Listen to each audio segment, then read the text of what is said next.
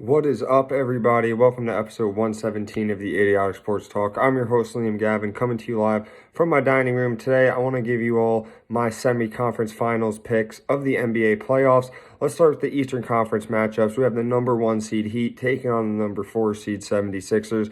And this is where I anticipate to be a good match. The Heat, one of the really good defensive teams in the NBA, taking on a Sixers team that has star power with James Harden and Joel Embiid. Last round, the Heat took care of business against the Hawks in 5 games. They locked down the Hawks' superstar point guard Trae Young to just 15 points per game, when the guy could at least get 25 to 30 points per game. And as for the Sixers, they took care of business against the Raptors. They had a 3-0 lead.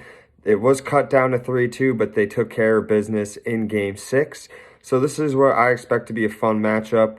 However, Joel Embiid is going to be missing a few games for the Sixers because he does have a fractured bone in his face. So not good news if you're a Sixers fan. Good news if you're a Heat fan, and you hear about that, though, because Embiid's real dominant.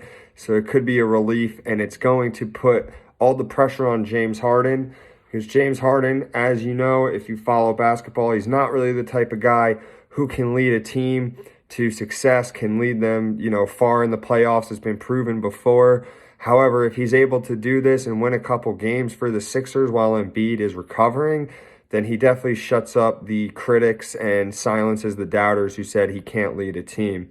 However, I do see the Heat using that tough and gritty defense to force a lot of turnovers, block shots, and just make it frustrating on the Sixers.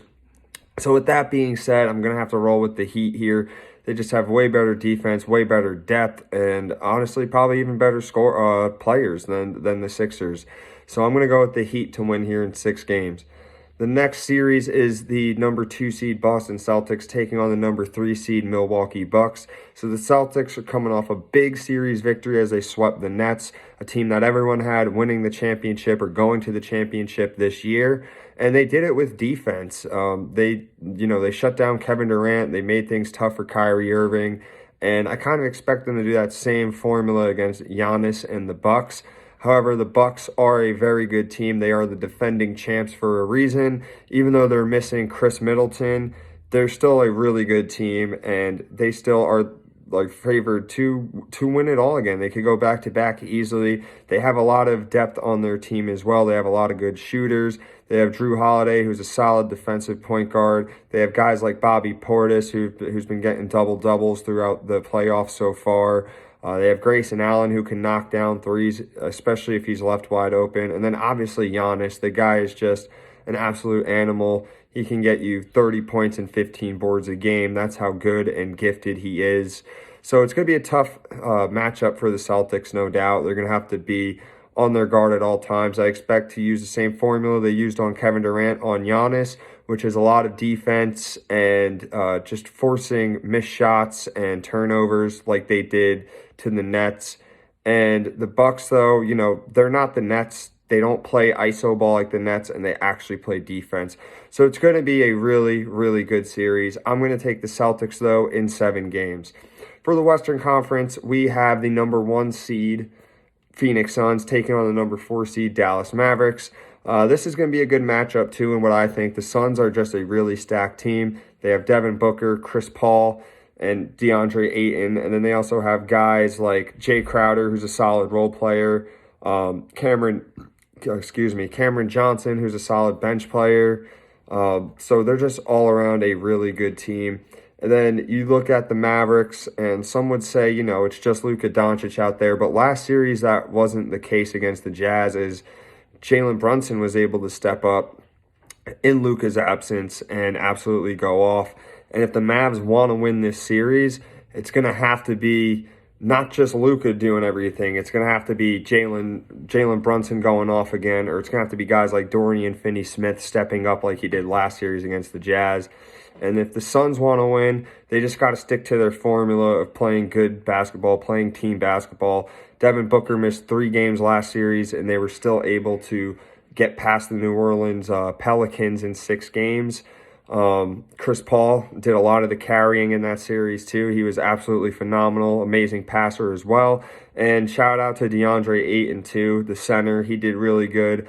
And I don't really see anyone on the Mavericks being able to slow down DeAndre Ayton. I expect him to have another 20-point per game, 10 rebound per game type of series here. No knock on Dwight Powell. He's a good center. He's solid, but he's just not on the level that DeAndre Ayton is. So I think he's going to make the biggest impact in this series for the Suns.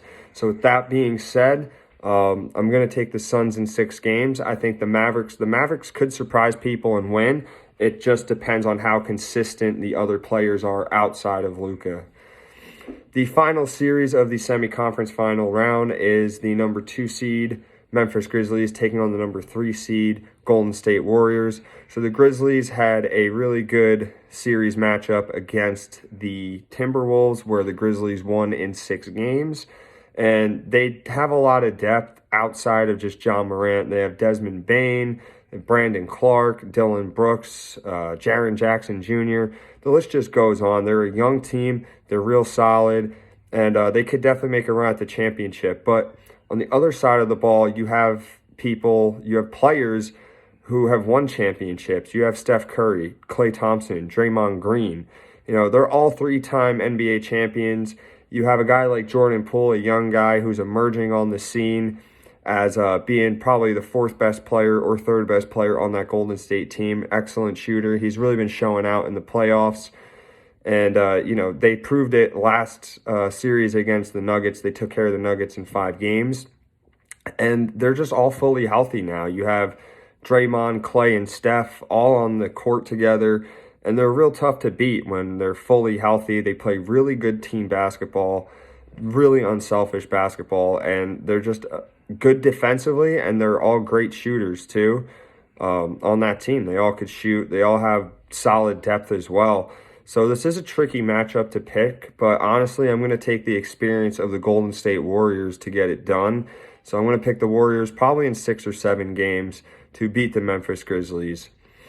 So I can't wait for all these second-round playoff matchups. Whoever wins these will advance to the conference finals and then on to the championship.